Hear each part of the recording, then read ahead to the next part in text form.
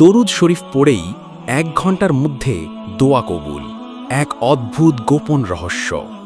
আপনি কি কখনো এমন দোয়া করেছেন যা বারবার করছেন কিন্তু কোনো উত্তর আসছে না? হয়তো আপনি একটা ভুল করে যাচ্ছেন।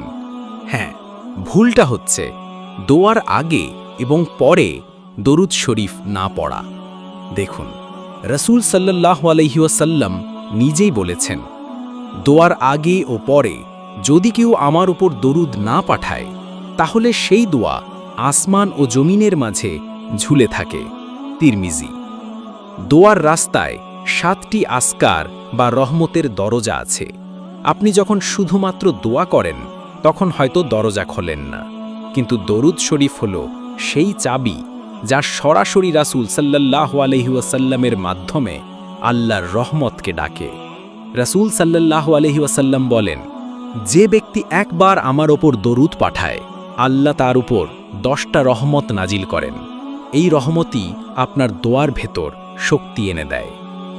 এক মহিলা সন্তান চান, বহু বছর হল কিছুই হচ্ছে না। এক অলির কাছে গিয়ে বললেন, দোয়া করো আমার জন্য। সেই অলি বললেন, তুমি আজ রাতের মধ্যে 1000 বার শুধু আল্লাহুম্মা সাল্লি আলা মুহাম্মদ পড়ো, কোনো কিচ্ছু চাইবে না, শুধু দরুদ। তিনি পড়লেন। রাতের মধ্যে এমন অলৌকিক ঘটনা ঘটল, সকালেই খবর পেলেন তিনি মা হতে চলেছেন। ডাক্তার বললেন, এটা বিস্ময়, কিন্তু আমরা জানি এটা ছিল দরুদের বরকত। রাসূল সাল্লাল্লাহু আলাইহি ওয়াসাল্লাম দোয়ার আগে বলতেন, আল্লাহর প্রশংসা, রাসূল সাল্লাল্লাহু আলাইহি ওয়াসাল্লামের ওপর দরুদ, নিজের চাওয়া, শেষে আবার দরুদ।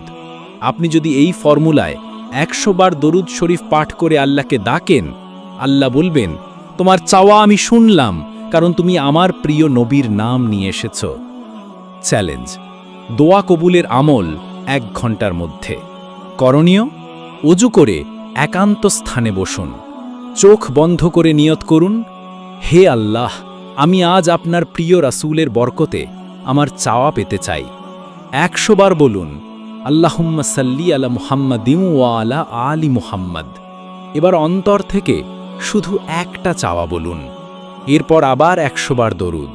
এরপর সিজদায় গিয়ে শুধু বলুন, ইন্নাকা আলা কুল্লি শাইইন কাদির।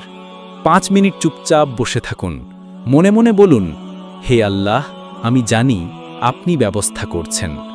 ভাই বোন, আপনি হয়তো আল্লাহর কাছে অনেক কিছু চেয়েছেন, কিন্তু আজ যদি আপনি শুধু তার প্রিয় নবীর নামে দরুদ পড়ে দোয়া করেন, তাহলে গায়েবী সাহায্য আসবে ঠিক 1 ঘন্টার মধ্যেই ইনশাআল্লাহ।